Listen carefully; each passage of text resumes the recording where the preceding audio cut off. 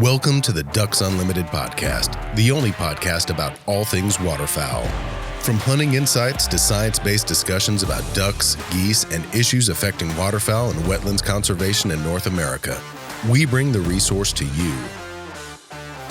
The DU Podcast with your host, Chris Jennings. Today I've got Dr. Mike Brazier, and I am going to be asking some hard-hitting questions from a duck hunter's perspective. It's early to mid-October. People are up in Canada. Majority of the guys up there are field hunting right now, and I've heard some guys doing pretty well, some guys kind of getting a little shaky, getting a little concerned. But the main question that I have is, just as someone who's fascinated with ducks, obviously, and geese, what exactly are the ducks doing up there right now? What aspect of their life cycle are they in? Yeah, this is an interesting time of year for ducks and for duck hunters, and it's I guess within the waterfowl ecology world, it's broadly defined as sort of the post-breeding period. We're sort of right now, if we're talking late September, early October, we're in this almost like a transition phase between post-breeding and migration, fall migration. And it's one of the things that I think we'll try to convey as we go through a lot of these discussions is how what waterfowl are doing at any one period of time is not independent of what they've just done, whatever kind of activity they've just come out of, and whatever activity or significant life cycle event they're about to go into are all connected. What they're doing now is preparing them for what they're about to do next. And so here we find ourselves in this post-breeding phase right before migration. Some birds are already migrating, blue-winged teal. Some of the early migrants, they're already winging their way south. Others are staging up at northern latitudes. And so I guess to frame this, to get folks a proper perspective on what we're talking about is, let's assume for the sake of this discussion that they've already completed their wing molt. Okay. Ducks will have already completed that. And so we're beyond that. Most of these ducks are already flighted. And one thing I just wanted to clarify there was I'm mainly referencing the prairie pothole region, ducks on the prairies. I don't think if I said that clearly, just to make sure everyone knows that. Yep. Yeah, and so there's also other things like molt migrations that will have already occurred. We'll come back to that topic on another day. That's fascinating in itself. But right now we're in this sort of staging period prior to fall migration for most of those species. And so it's a pretty straightforward time of year for the ducks. They're doing a couple of things. And one of those, at least for males, is they're replacing that drab basic plumage. As they go into that flightless mode, they drop all that bright plumage. And so right now those males are trying to change out of that drab plumage and regain that bright alternate breeding plumage. And the reason they're doing that and trying to do it as quick as possible is because they want to get ready to court the female. That's going to be starting up pretty soon. But they're not doing that right now. They're preparing for that. And so that's one of the things that they're going through. In order to do that, they need nutrients, they need proteins and things of that nature to replace those feathers. They also need energy to fuel that process. The other really important thing that they're doing is just preparing themselves for migration. And we all know that these birds fly long distances, and that migratory flight is an energetically costly activity. So that's really one of their primary focuses is gaining enough fuel reserves, if you will, to fuel that migration. Their number one goal is to eat now. Of course, they want to survive too, right? But they're eating. They're seeking out and using those habitats that have an abundance of high energy foods, and they're acquiring some proteins in the process. And the one thing to also keep in mind is when we look across waterfowl, we have to take into consideration all the different species and how their feeding habits and their desired habitats differ. Like for some species, mallards, pintails, even widgeon to some extent, they're gonna zero in on some of those grain fields. They're hitting the wheat, and the barley, the wheat, peas. Barley, the peas, chickpeas, garbanzo beans. All those field peas is another really highly valued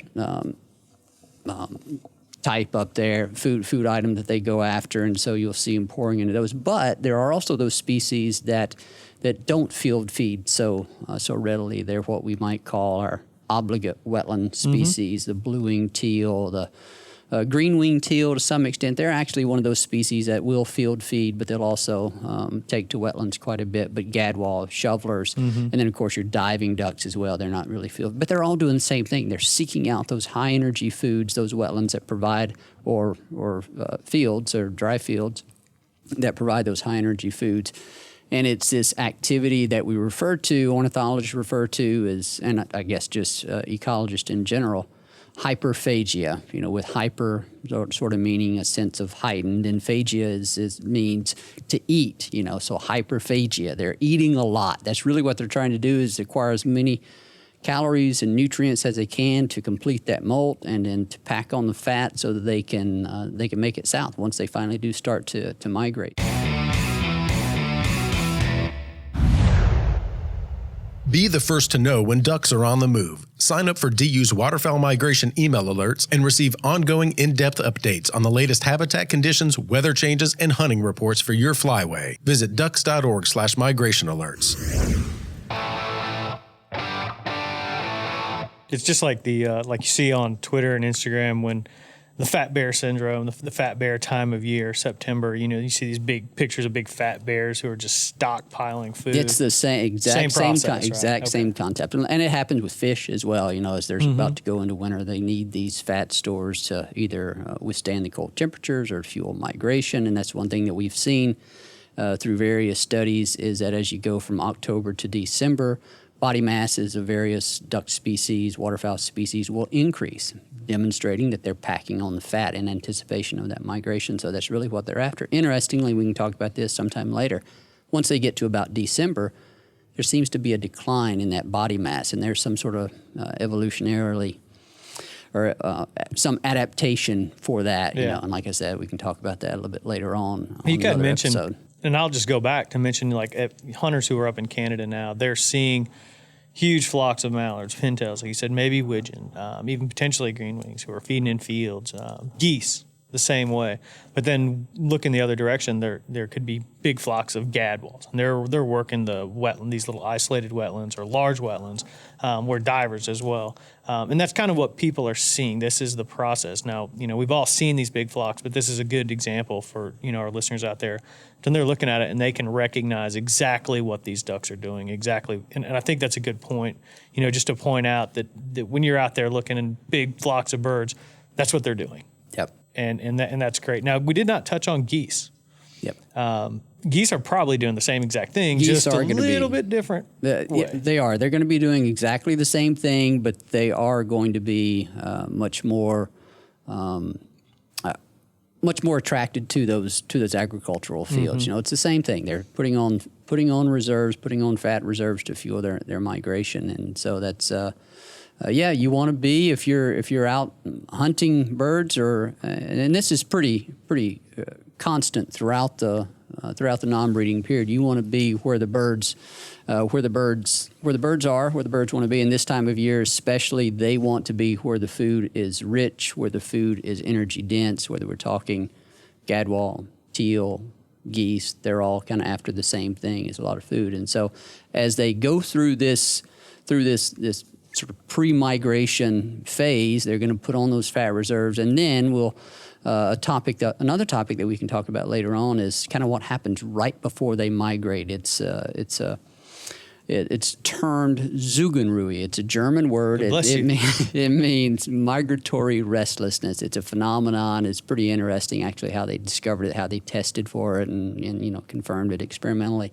But it's this phenomenon where birds get restless. They literally get really antsy and right before they're about to migrate, and we can dig into some of the details on that and what controls it and kind of what triggers the transition from this hyperphagia to Zugenruhe, and then the next and it's step probably weather related too as well. I mean, is that kind of offset, or can it be? It's probably going to be related to that. What stimulates it at any particular point in time. I'm not certain on where the science is on that. We can look into that. We'll have to do a completely separate show on Zugenruhe. Right. But it's a pretty fascinating concept. I've never actually witnessed a group of birds engaging in this kind of antsy, erratic, and I shouldn't say erratic, but this sort of restless behavior, but it's pretty interesting. And so then if you observe that, then if they're not there the next day, well, they took off. Yeah. They migrated. Well, that's awesome. Well, I appreciate it. I hope everyone learned a lot, about what they're seeing, people up on the prairies. Obviously, down here, we're still waiting on them down here, but, now everyone knows exactly what they're seeing as far as the life cycle of birds, and even some Zugenrue in there. The Zugenrue and hyperphagia. And so for those of us that are still down south waiting on the birds to migrate, we can engage in our own form of hyperphagia as we wait out the hot summer. It feels like it's still summer, the hot summer and fall days in our own form of hyperphagia as we watching college football and NFL and whatever else might entertain it. I'm down with hyperphagia right now. I appreciate it, Mike. Thanks a lot. Absolutely. Thank you for listening to this episode of the DU Podcast.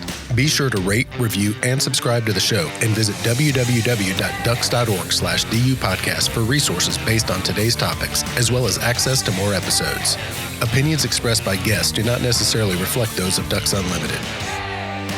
Until next time, stay tuned to the Ducks.